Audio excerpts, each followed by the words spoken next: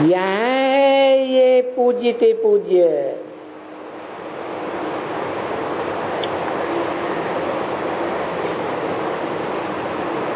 जो सबका पूज्य है। सबका माने देवात्माओं का भी पूज्य है, मनन चिंतन मंथन करने वाले मनुष्यों का भी पूज्य है, और जो मन बुद्धि का उपयोग भी नहीं करते ऐसे जानवर जैसे राक्षसों का भी पूज्य है। भक्ति मार्ग में गाया हुआ है। कौन है? जिसे राक्षस भी मानते हैं, देवताएं भी मानते हैं।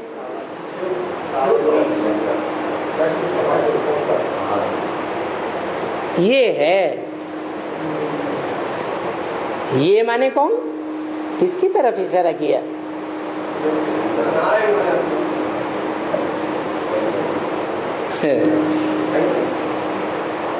नारायण को भी तो बनाने वाला कोई है, नर से नारायण। तो ये है कह करके किसकी तरफ इशारा किया? ये है पूज्यते पूज्य।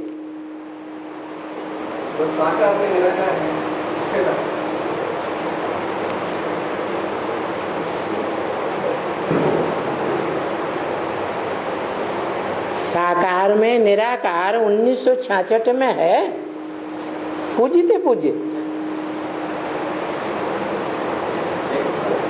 पुरुषार्थी है, पुरुषार्थ करने वाला है, नर से नारायण बनने का, यह पूज्यते पूज्य है। पुरुषार्थी है तो कोई पुरुषार्थ कराने वाला है।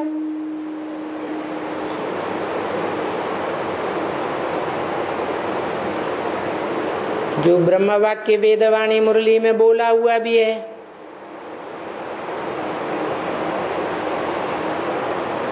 शिव बाबा है पुरुषार्थी, शिव बाबा है पुरुषार्थ कराने वाला।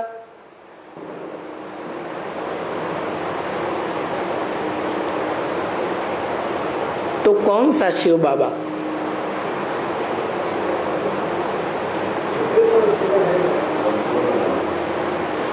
है संपूर्ण स्टेज की बात बताई, वर्तमान पुरुषार्थी की बात नहीं बताई। और इशारा किया शिवलिंग की ओर।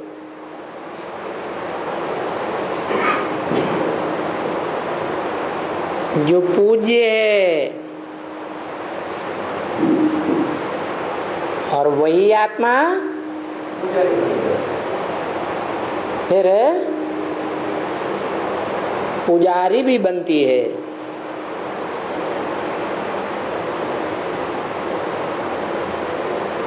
पहला पहला पूज्य और फिर पहला पहला पुजारी। कौन है पहला पहला पुजारी? है द्वापर के आदि में पहला पहला पुजारी कौन है? विक्रमादित्य। विक्रमादित्य पहला पहला पूज्य तो नहीं है, क्योंकि विक्रमादित्य तो विकारी राजा है, और विकारी राजा है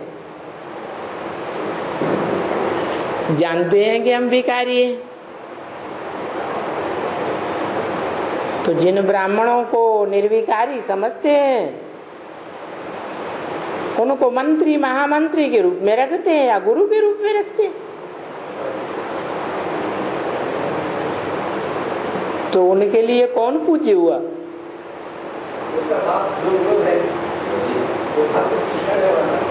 है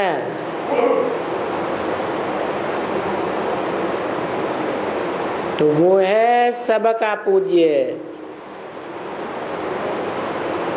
और पूज्यते पूज्य। इसलिए दिखलाते हैं ना, क्या दिखलाते हैं?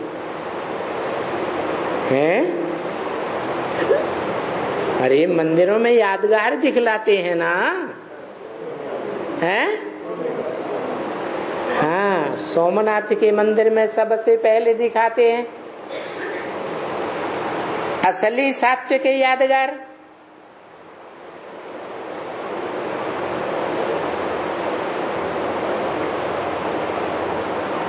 अभी लिंग सबके आगे है। अभी मने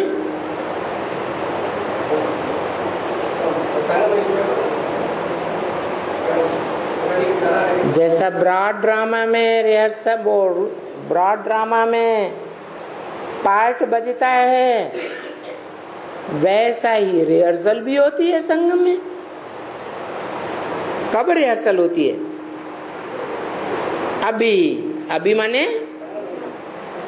कलयुग के अंत और सतयुग के आदि में लिंग सबके आगे है, उससे आगे कोई भी नहीं है। क्योंकि दुनिया में जितनी भी खुदाइयां हुई हैं उनमें लिंग मूर्तियां सबसे जास्ती मिली हैं। इससे साबित होता है जिनकी पूजा होती है उनमें वो शिवलिंग ही पूज्य है और पूज्यते पूज्य है।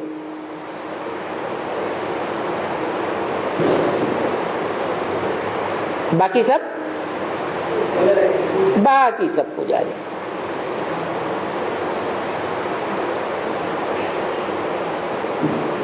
रामचंद्र के आगे भक्ति मार्ग में दिखाते हैं ना, कहा? अरे बहुत प्रसिद्ध मंदिर है ना, रामचंद्र के आगे दिखाते हैं पूज्य को, है रामेश्वरम में।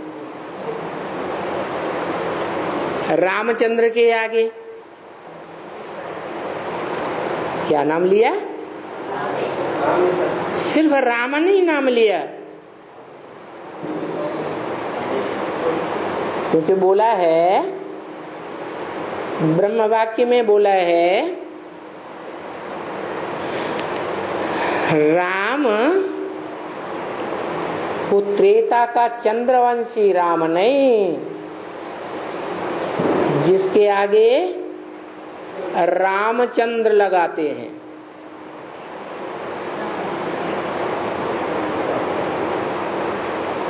वो नहीं, फिर कौन सा राम?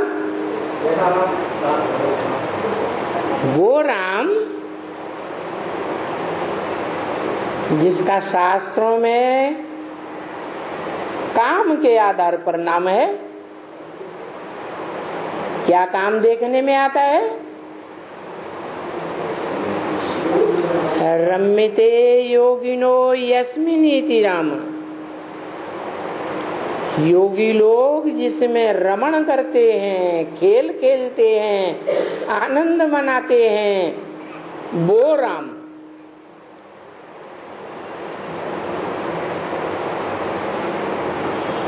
बाकी त्रेता युगी 14 कला संपूर्ण राम की बात नहीं।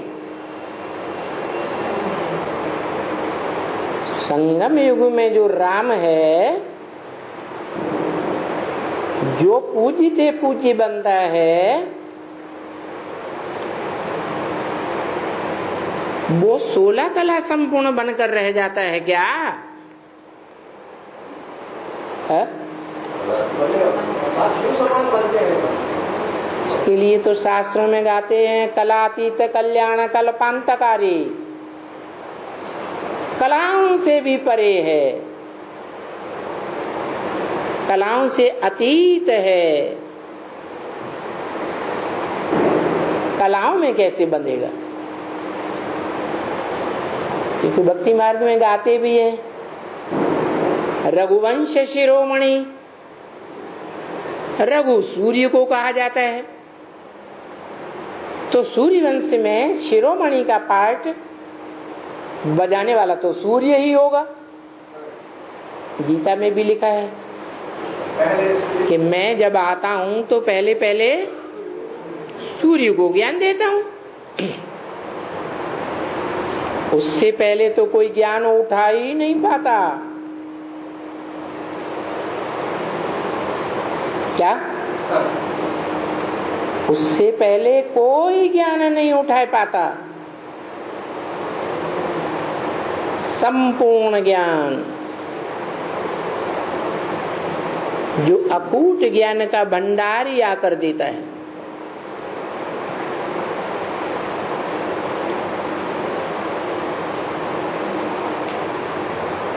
अकूट ज्ञान का भंडारी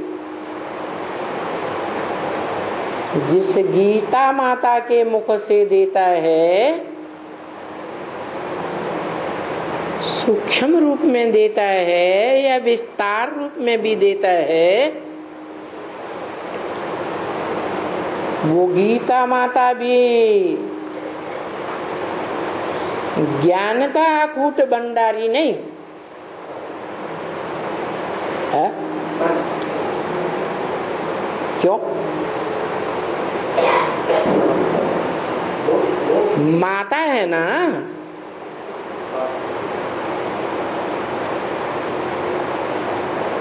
माताओं में ज्यादा ज्ञान का भंडार होता है या माता के पति में ज्ञान का भंडार होता है? गीता पति भगवान कहा जाता है। गीता का भी पति रक्षक भगवान कहा जाता है। वो गीता पति भगवान कौन?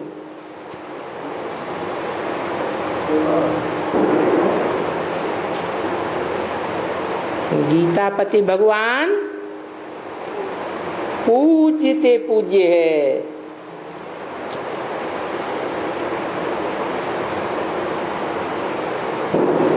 बाकी त्रेता वाला रामचंद्र नहीं, वो ज्ञान सूर्य है प्रैक्टिकल में। इस सृष्टि रूपी रंगमंच पर ही ज्ञान सूर्य है। ज्ञान सूर्य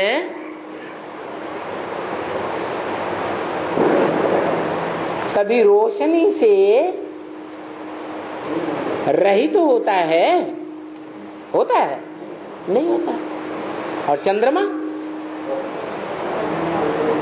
है, चंद्रमा की रोशनी घटती भी रहती है और बढ़ती भी रहती है। तो जिस राम की बात वेदवाणी में कही गई, वो राम प्रैक्टिकल में ज्ञान सूर्य है। क्यों? सूर्य से मिसाल क्यों दिया? क्योंकि सूरज, चांद, सितारे वो तो आसमान के जड़ सितारे हैं। सूर्य से सब प्रकाशित हैं। सूर्य को कोई प्रकाश नहीं देता। वो सूर्य सबको प्रकाश देने वाला है और सदा ही प्रकाश रहता है, या कभी प्रकाशहीन होता है। कहते हैं संपूर्ण सूर्य ग्रहण हो गया, दुनिया में अंधेरा हो गया थोड़े समय के लिए, क्योंकि सूर्य दिखाई ही नहीं देता।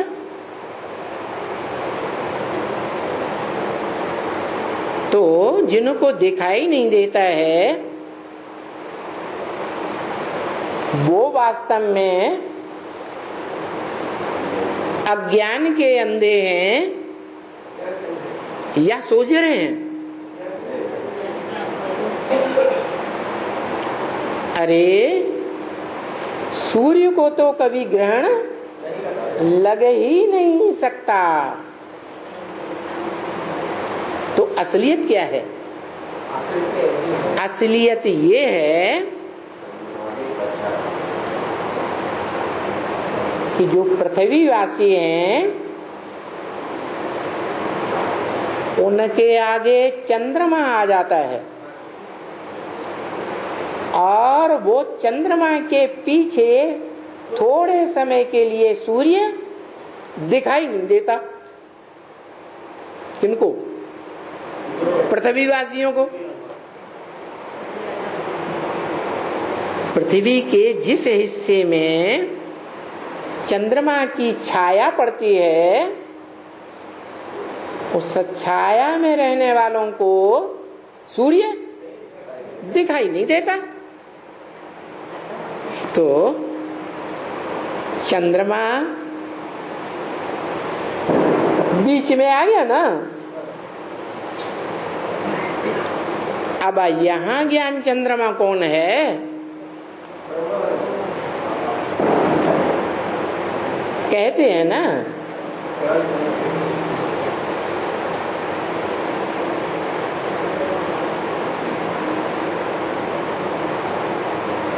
सुंदर है दो जग में नाम, चाहे कृष्ण कहो या राम।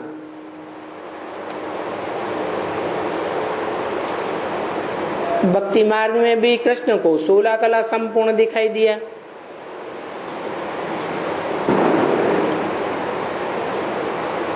और वो कीर्तन में भी गाते हैं भक्त, हे कृष्ण नारायण वासुदेव। माना जो कृष्ण है वो ही नारायण है। परंतु जो गाते हैं वो ये नहीं जानते कि वो कृष्ण द्वापर में हुआ, जहां द्वापर में 8 कलाएं शास्त्रों में लिखी हैं, या सतयुग के आदि में हुआ। क्योंकि शास्त्रों में तो सतयुग में 16 कलाएं लिखी हैं।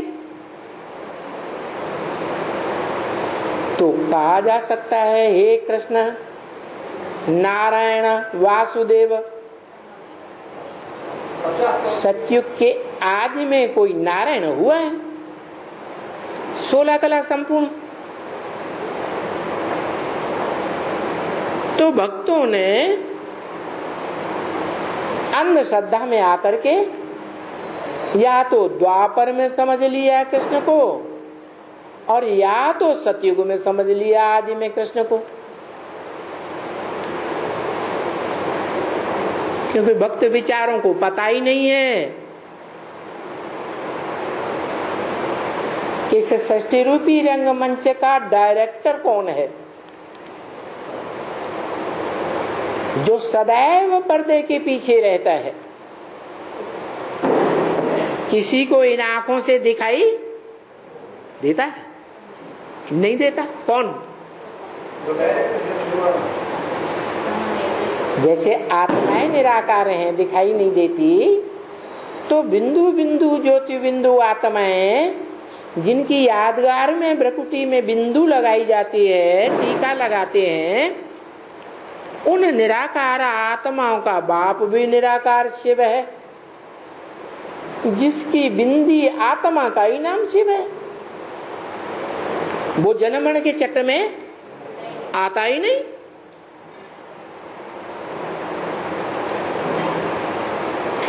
जब जन्मण के चक्र में नहीं आता तो देह के बंधन में, इंद्रियों के बंधन में भी नहीं आता।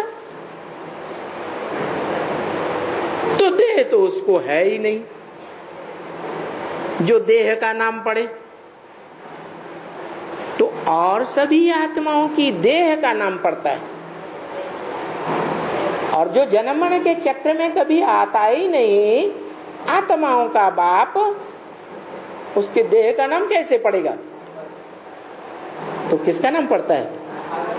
आत्मा का नाम पड़ता है। इसलिए ब्रह्म वाक्य है, मेरी आत्मा का ही नाम शिव है, वो ओरिजिनल नाम है, वो कभी नहीं बदलता। बाकी जब मैं सृष्टि साकार पर आता हूं तो नाम बदलते हैं।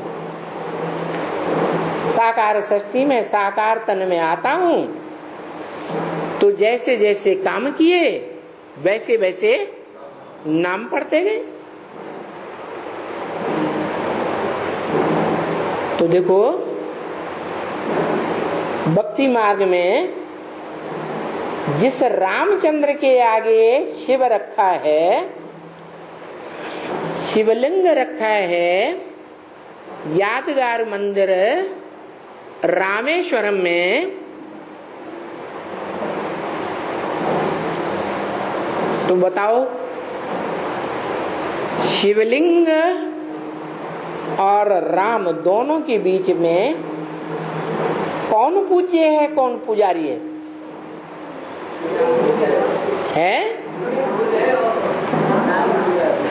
रामचंद्र खड़ा हुआ है पूजा करते हुए, और शिवलिंग, शिवलिंग क्या है? पुजारी है, हैं? क्या है? अरे राम उसकी पूजा कर रहा है ना, तो पूज्य है कि पुजारी है? हैं? पूज्य है। तो रामचंद्र के आगे, ब्रह्मा के आगे, विष्णु के आगे, सबके आगे, वो पुजारियों के भी आगे उस पूज्यते पूज्य को रखते हैं। किसको? जो गीता में ज्ञान सूर्य बताया गया है।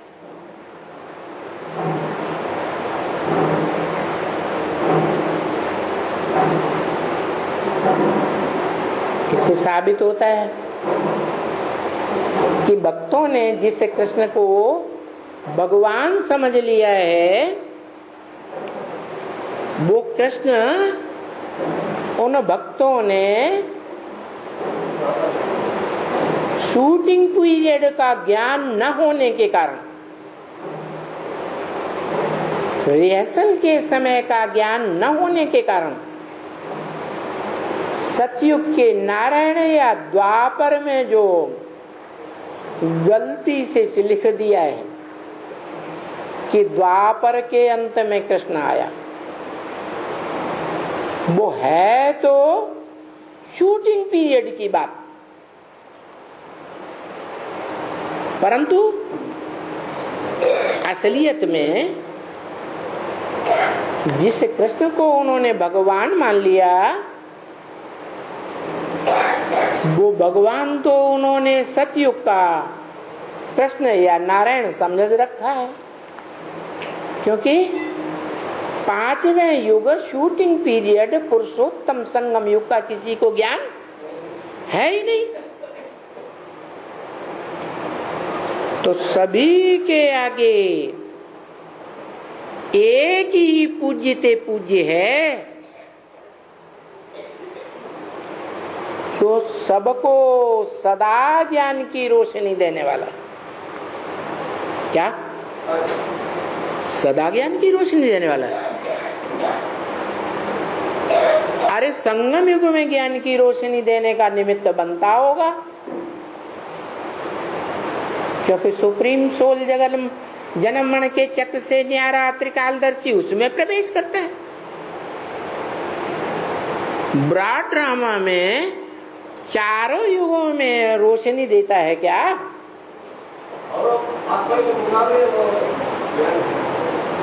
देता है?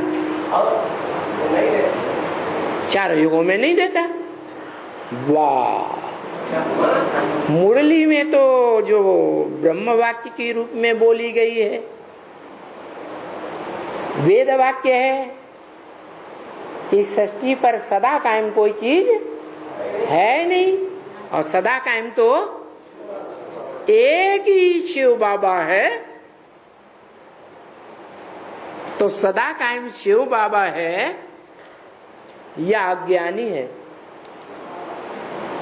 ज्ञान की रोशनी से रहित है या ज्ञान से भरपूर है दुनिया वालों के सामने हर युग में? क्योंकि ड्रामा है ना ये दुनिया। सतयुग, त्रेता, द्वापर, कलयुग, 4 युगों का सीन है ना। तो जो ड्रामा में कोई हीरो पार्टधारी तो होता ही है। हीरो पार्टधारी हर जन्म में हर एक्टर के मुकाबले हीरो पार्टी ही बजाएगा या नीचा पार्ट बजाएगा? है हीरो पार्टी ही बजाता है। तो देखो वो पार्ट चाहे साहित्य के क्षेत्र में हो, चाहे धर्म के क्षेत्र में हो, चाहे हिंसक युद्ध के क्षेत्र में हो, चाहे दुनिया में जो जन्म जन्मांतर राजाएं हुए,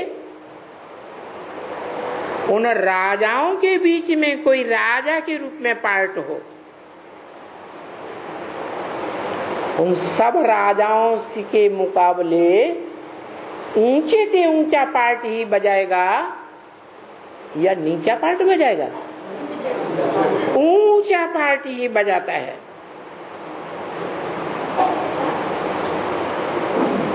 इसलिए वो पूज्यते पूज्य है।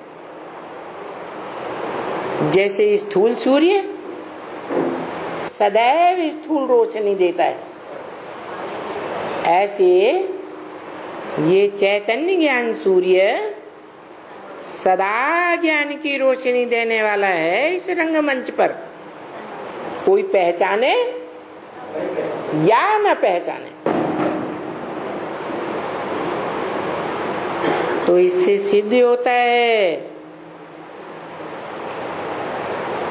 कि वो पूज्य है। क्या पूजने योग्य सच्चा होता है या पूजने योग्य झूठा होता है? सच्चा ही पूजने योग्य होता है। सिख लोग आज भी कहते हैं ऐसी भी सत होसी भी सत,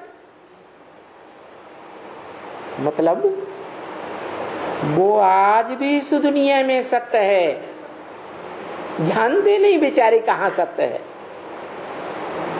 होगा भी सत्य भविष्य में भी, और पास्ट में भी सदैव सत्य का पार्ट बजाने वाला है। इसलिए वो पूज्य है। अंग्रेज लोग भी कहते हैं गॉड इज ट्रुथ, गॉड ही सच्चा है। Truth is God. गॉड किसे कहें? सत्य को गॉड कहें, क्योंकि जो सत्य है उस सत्य का कभी विनाश नहीं होता, जो गीता में भी लिखा है। क्या इस दुनिया में कभी भी सत्य का विनाश नहीं होता। तो कौन है वो सत्य इस दुनिया में जो शास्त्रों में भी गाया हुआ है? नहीं, नारायण तो नर से नारायण बनता है।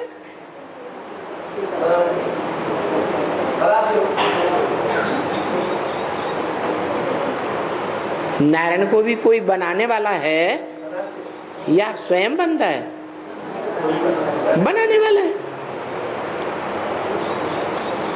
तो जो इस सृष्टि रूपी रंगमंच पर सदैव सत्य का पार्ट बजाने वाला है,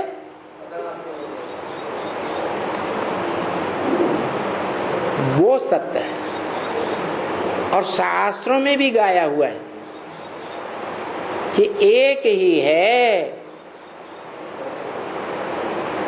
जिसे कालों का काल महाकाल कहा जाता है, जिसको काल भी खा नहीं सकता, वो सबको खा जाता है, लेकिन उसका विनाश करने के लिए कोई योग्य नहीं है, समर्थ नहीं है।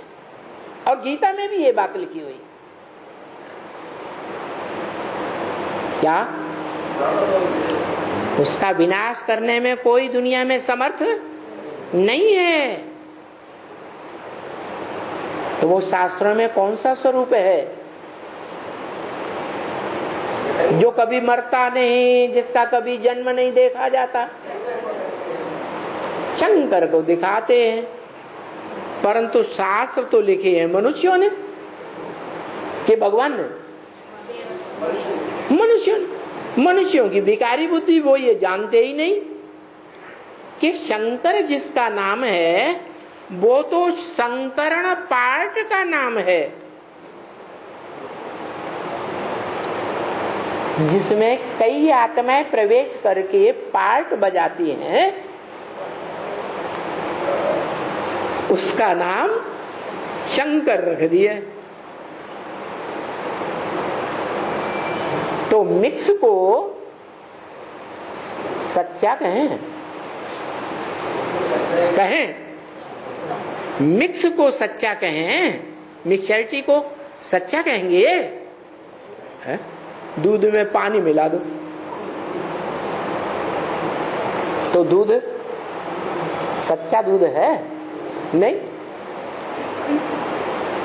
वो तो जल्दी फट जाएगा। तो शंकर तो पुरुषार्थी है।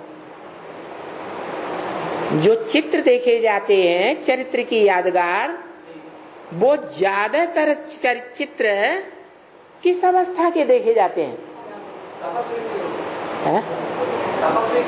याद में बैठा हुआ दिखाया जाता है। तो याद का पुरुषार्थी है क्या? योग का पुरुषार्थी है। ऐसे नहीं कहेंगे अब इसको योग लगाने की दरकार नहीं है। अब ये जिससे योग लगाता था उसके समान बन गया। अगर समान बन जाए तो योग लगाने की दरकार है नहीं। तो भक्तों को तो, उन विकारी मनुष्यों को तो जिन्होंने शास्त्र लिखे उन्हें पता ही नहीं है कि शंकर की आत्मा अलग और सदाशिव की आत्मा अलग।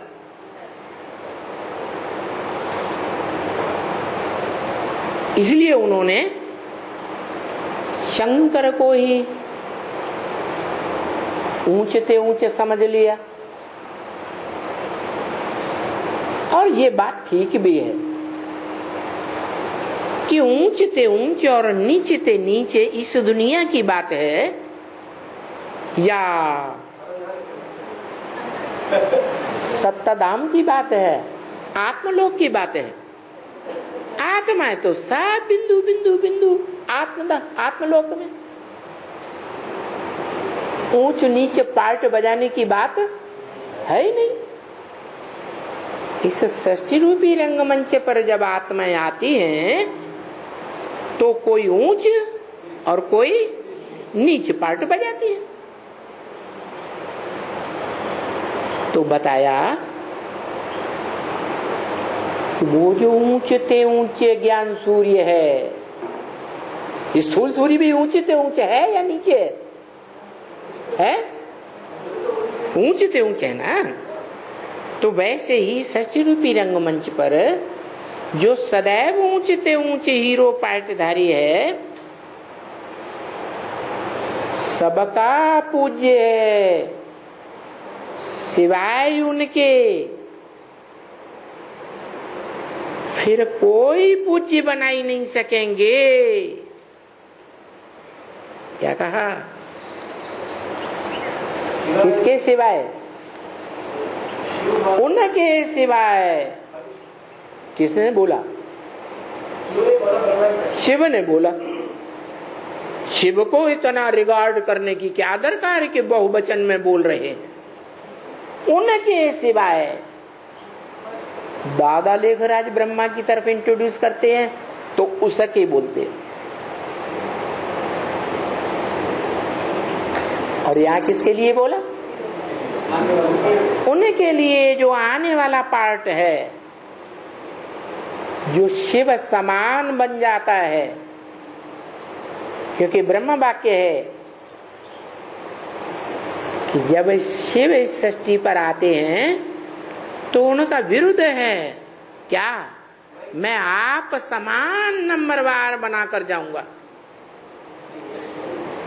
तो जरूर कोई अव्वल नंबर बनता है। जो अव्वल नंबर आत्मा बनता है वो तो बड़ा हो गया। कहते भी है त्रिमूर्ति शिव, शिव की 3 मूर्तियां, ऊंचे ऊंचे 3 मूर्तियों को मानते हैं। फिर कह देते हैं देव देव महादेव, ब्रह्मादेव, विष्णुदेव, और फिर तीनों मूर्तियों में बड़ा महादेव। तो शिव का बड़ा बच्चा कौन हुआ? है महादेव। बड़ा बच्चा ही हुआ ना।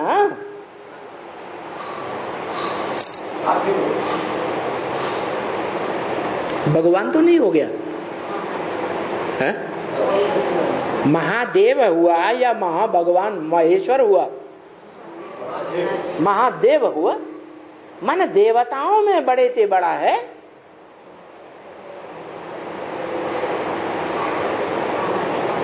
तो लाजमी है मनुष्यों में भी बड़ा है तो राक्षसों में भी बड़ा है। तो ये सिद्ध होता है कि जो इस सृष्टि रूपी रंगमंच पर देव आत्माएं पार्ट बजाने वाली हैं, मनुष्य आत्माएं पार्ट बजाने वाली हैं, राक्षसी आत्माएं, कीड़े मकोड़े, पशु पक्षी, जो भी आत्माएं पार्ट बजाने वाली हैं, उनमें सबसे ऊंच पार्ट किसका है? जिसकी पूजा होती है। क्योंकि ब्रह्म वाक्य है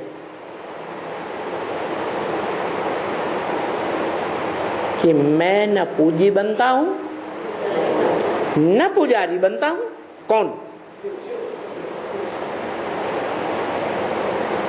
शिव पुजारी बनेगा तो उसको शरीर का जन्म लेना पड़ेगा कि नहीं है? लेना पड़ेगा। और वो तो शरीर का जन्म लेता ही नहीं, तो पुजारी बनने का तो सवाल ही नहीं। अच्छा, पूज्य तो बन सकता है। पूज्य इसलिए नहीं बन सकता कि साकार की पूजा होती है या कोई बिंदी की पूजा करता है? छोटी सी बिंदी रख दे और कोई उसकी पूजा करे, जल चढ़ाए, दूध चढ़ाए, तो पता नहीं कहां लुढ़क जाएगी नाली आली में। तो निराकार की तो पूजा हो नहीं सकती। बाबा एक बात को महादेव कहते हैं, लेकिन तो महादेव को पाठ करने वाला नहीं हो बोलेगी, ये भी पता है बाबा। जो मैं बोलता है वो देव है।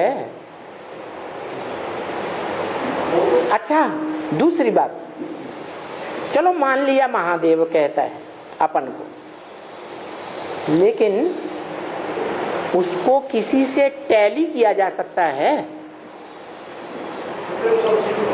सुप्रीम सोल शिव को किसी से टैली करेंगे,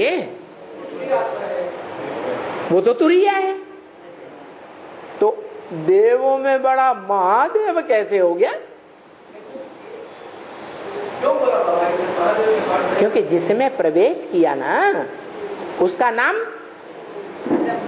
ब्रह्मा रखते हैं, और ब्रह्मा इंटरफियर करके तो जरूर बोलेगा है? घर में बाप होता है और अम्मा भी होती है। बाप कुछ बोले तो अम्मा क्या इंटरफियर करके नहीं बोल सकती? बोल सकती है ना? हाँ, बच्चा नहीं बोल सकता। बच्चे को परमिशन लेनी चाहिए माँ बाप की। बच्चा तो बच्चा बुद्धि है, थोड़ा भी समझदार होगा तो परमिशन जरूर लेगा। तो जो निराकार है वो क्या है? निराकार शिव जो है, निराकार आत्माओं का बाप है, वो आखिर क्या है? महादेव तो नहीं है, तो है क्या? कुछ है या कि नहीं? क्या है?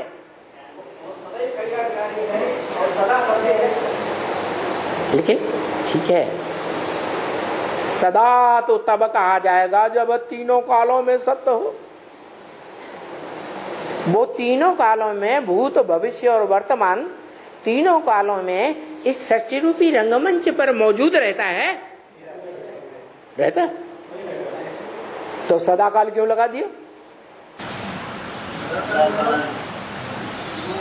संगम में जो पाठ में जाते हैं उसके संगम में 4 लोगों का शूटिंग है, संगम में 4 ही लोग आता है। जो सिर्फ शूटिंग में पार्ट बजाए उसे सदा का सदा कहेंगे? कहना चाहिए सदा शूटिंग काल में। अधूरा शब्द क्यों बोलना? सदा का मतलब है भूत, बोलो बोलो, भूत भविष्य वर्तमान तीनों कालों में सदा कहा जाता है। तो वो तीनों कालों का ज्ञाता है या नहीं? इसलिए सदा कह सकते हैं, क्योंकि ज्ञान ही सर्वोपरि चीज है संसार में। जो गीता में भी लिखा है, ज्ञान के समान पवित्र दुनिया में कोई चीज है ही नहीं, और पवित्रता से ही दुनिया के सारे कार्य होते हैं। अगर पवित्रता नहीं है तो कोई कार्य सफल नहीं हो। चोर डकैतों के भी कार्य कुछ न कुछ उनमें पवित्रता का, पूर्व जन्म का हिसाब किताब है, इसलिए वो सफल होते रहते हैं। जब वो हिसाब किताब खत्म हो जाता है तो पकड़े जाते हैं, खलास हो जाते हैं, मारे जाते हैं। तो सबसे बड़ी शक्ति कौन सी है? कौन सी सबसे बड़ी शक्ति है? पवित्रता। इसलिए पवित्रता पूजी भी जाती है। क्या? सती, सत्य को धारण करने वाली पूजी जाती है या नहीं पूजी जाती है? पूजी जाती है। सत्य को न धारण करे सच्चाई से, क्या नहीं तो झूठी स्त्रियां बहुत होती हैं। तुलसीदास जैसे लिख दिया है, साहस, अनृत, चपलता, माया। अनृत माने झूठ।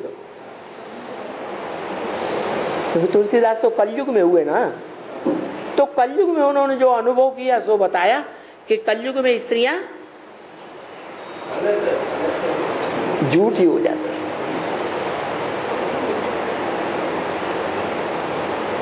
तो झूठी क्यों हो जाती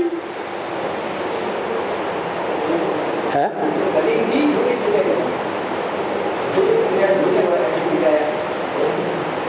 भोजन की भरी हुई थाली बड़ी पवित्रता से बनाई किसी ने, और कुत्ता आकर के एक मुंह मार करके चला गया, खा के चला गया। मनुष्यों में भी कुत्तापना होता है कि नहीं? होता है ना। वैसे कुत्ते बहुत होते हैं कलयुग में। तो जो सच्ची पवित्र थाली थी उसमें कुत्ते ने मुंह मार दिया और कुछ खा के चला गया, तो उच्छिष्ट हो गया ना, क्या झूठा हो गया ना। झूठा कहेंगे या सच्चा कहेंगे? हैं? झूठा कहेंगे ना। तो ऐसे ही है। इसीलिए गीता में कहा है, कोई भी कुल ऊंचे ते ऊंचा क्यों न हो, अगर ऊंचे ते ऊंचे कुलीन व्यक्ति के परिवार की स्त्री वर्ण संकर हो जाती है तो वो कुल का नाश हो जाता है, कुलग्नि कही जाती है, कुल का नाश करने वाली कही जाती है। और आज भी दुनिया में ये मानते हैं, खास भारत में तो मानते ही हैं। घर की स्त्री, घर की धरणी अगर अच्छी हो तो घर स्वर्ग बन जाता है, और घर की स्त्री अगर झूठी है, दुराचारिणी है, तो घर नरक बन जाएगा। ये काम नरक का है, नरक बनाना, देवताओं का नहीं है। नर द्वापर युग से होते हैं या सतयुग त्रेता में होते हैं? स्वर्ग में, द्वापर युग में नरक बनता है, क्योंकि जितने भी धर्म संस्थापक आए, धर्म पिताएं आए, वो नर रूप थे या देव रूप थे या भगवान का रूप थे? नर रूप थे। वो धर्म पिता ही ऐसे हैं, तो उनके फॉलोअर्स भी वैसे ही होंगे। तो ये द्वैतवादी धर्म पिताएं हैं जो द्वापर युग से आते हैं, द्वैतवाद फैलाते हैं, दो दो धर्म। अरे अच्छा खासा सनातन धर्म भारत में चल रहा था, इन विदेशी धर्म पिताओं ने आकर के क्या किया? विधर्मियों ने अपना और एक धर्म ऐड कर दिया, दूसरा आया उसने तीसरा ऐड कर दिया, तो द्वैतवाद शुरू हो जाता है। दो दो धर्म, दो दो राज्य, दो दो कुल, दो दो भाषाएं, दो दो मतें, तो आपस में झगड़ा होगा कि नहीं होगा? घर घर में झगड़ा होना लाजमी है। तो देखो, ये झगड़े की दुनिया काहे से बनती है? इसका मूल कारण क्या है? झगड़े की दुनिया बनने का मूल कारण है काम विकार। जो भी द्वैतवादी धर्म पिताएं आते हैं, उनमें जो पहला पहला आता है द्वैतवादी धर्म पिता, वो कौन से धर्म का आता है? इस्लाम धर्म का। वो इस विकार पने की लाम लगा देता है। लाम माने लाइन लगा देता है इस दुनिया में, सबसे जास्ती संख्या बढ़ाता है। यही कारण है, हिस्ट्री में है कि जब से वो इस्लामी आए, इब्राहिम आया, तब से ही उनके धर्म में ये नूद था। धर्म पिता ने ये नूद कर दिया कि भाई बहनों की शादी करो। क्या एक बाप से पैदा हुई बहन न मिले तो चाचा की लड़की से भी शादी करो। मामा की लड़की से भी शादी करो। माने कैसी भी बहन हो, शादी करो, संतति बढ़ाओ, जनसंख्या बढ़ाओ।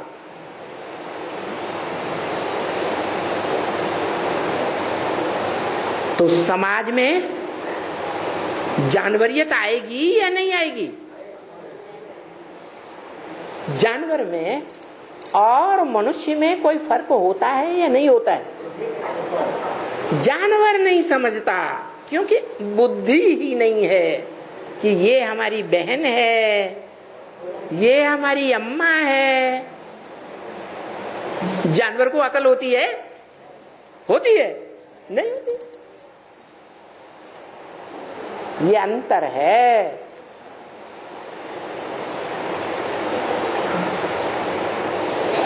कि मनुष्य जानवर से भी बदतर बन गए।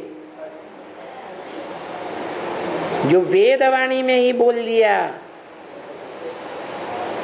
ब्रह्म वाक्य मुरली में ही बोल दिया, बाप बेटी को नहीं छोड़ता,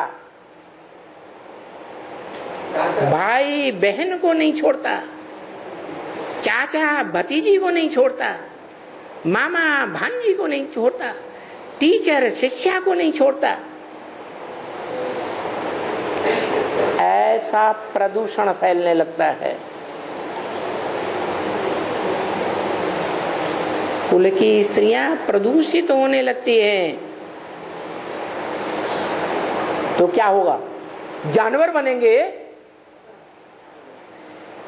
या देवता बनेंगे? हैं?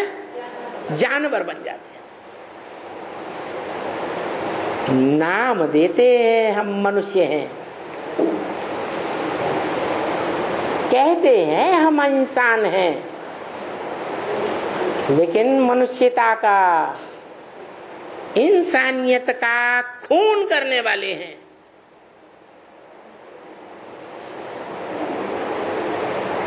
इंसानियत को मार डालने वाले हैं। तो समझ में आया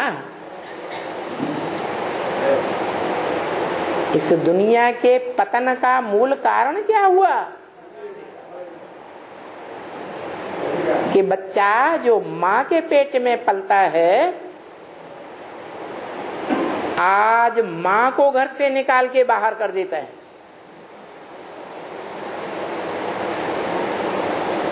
जिस माँ के पास पेट की रोटी का कोई इंतजाम नहीं, जानता है, फिर भी धक्का मार के निकाल देता है बाहर।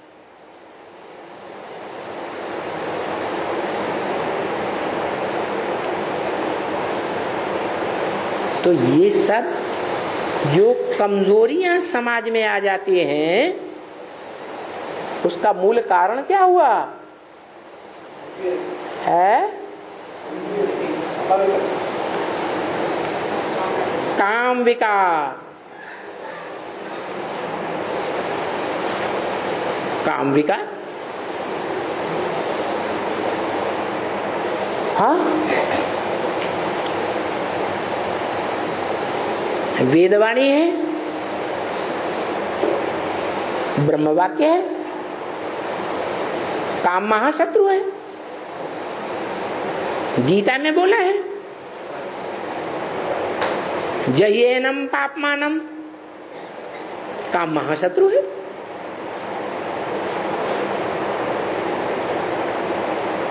तो काम माने क्या? काम माने, काम का अर्थ है इच्छा,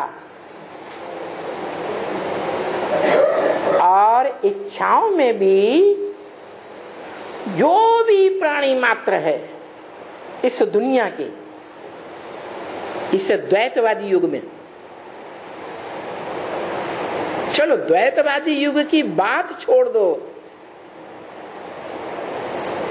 अद्वैतवादी देवताओं की दुनिया में भी कामना है या नहीं है? है? अगर कामना ही न हो, काम ही न हो, तो सृष्टि बढ़ेगी? हाँ, देवताओं में, देवात्माओं में शेष इंद्रियों से सुख भोगने की कामना होती है, और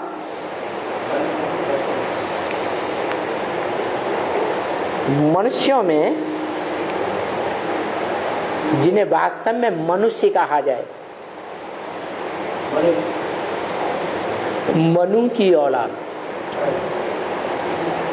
क्या ब्रह्मा की औलाद जैसे ब्राह्मण, विष्णु की औलाद वैष्णव, बच्चे के अर्थ में एक मात्रा बढ़ाई जाती है।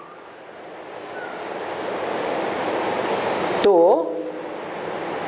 मनुष्य किसकी संतान है वास्तव में? मनु की संतान। तो मनु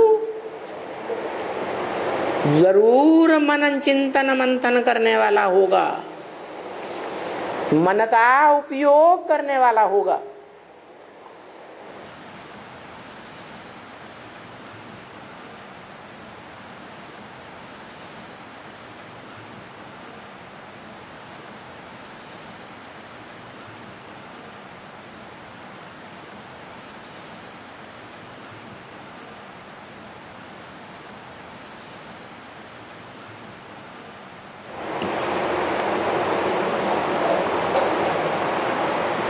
और बाप मन का उपयोग करने वाला होगा, तो बच्चा भी मन का उपयोग करने वाला होगा। तो वास्तव में जो मन का उपयोग है, या तो जब सुप्रीम सोल इस सृष्टि पर आता है तब मन का उपयोग कराता है। पत्थर बुद्धि मनुष्यों को, जो जानते ही नहीं कि मन क्या चीज है, आत्मा क्या चीज है। तो पहले बताता है कि तुम मन बुद्धि रूपी आत्मा हो, ज्योति बिंदु। इस ज्योति बिंदु रिकॉर्ड में, इस मन बुद्धि में, इसमें जो शक्ति है मनन चिंतन मंथन करने की, फैसला करने की जो बुद्धि है, परखने की जो शक्ति है, उसका नाम है आत्मा। उसकी दो मुख्य शक्तियां हैं, मन और बुद्धि, जिनमें जन्म जन्मांतर के संस्कार अच्छे बुरे भरे हुए हैं। तो पहचान देता है कि तुम मन बुद्धि सहित आत्मा हो। नहीं तो इस दुनिया में तो मनुष्य भूल जाते हैं। कि मैं कौन हूं?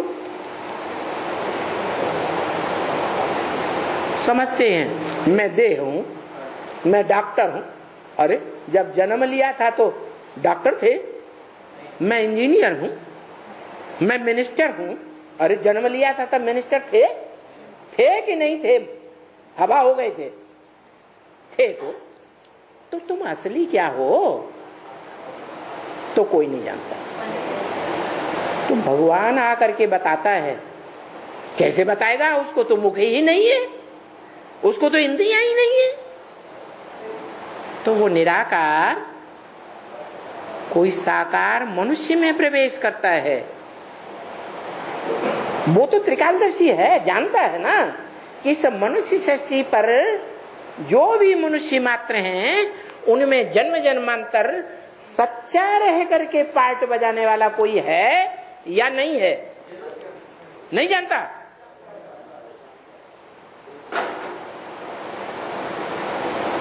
मैं जब इस सचरूपी रंगमंच पर आता हूं, वो जब आता हूं तो जो अखूट सत्य का भंडार, ज्ञान का भंडार देता हूं, उस ज्ञान के भंडार को धारण करने वाले, रिसीव करने वाले बुद्धि से नंबरवार बच्चे होते हैं कि एक जैसे होते हैं? तो उनमें कोई अव्वल नंबर होता होगा या नहीं होता होगा? जो अव्वल नंबर होता है और जब तक वो अव्वल नंबर आत्माओं में अव्वल ज्ञान देने वाला अखूट ज्ञान का भंडार, जब तक अखूट भंडार देता है ज्ञान का, तब तक एक ऐसी आत्मा जरूर है मनुष्य शक्ति के बीच में होती है जो उसके दिए हुए वर्षे का सत्य ज्ञान अखूट भंडार का पूरा उपयोग करती है। तो जब संगम युग में पूरा उपयोग करेगी तो क्या ब्रॉड ड्रामा में चारों युगों में आदि से लेकर के सृष्टि के अंत तक सच्चाई का पूरा उपयोग करेगी या नहीं करेगी? पूरा उपयोग करती है।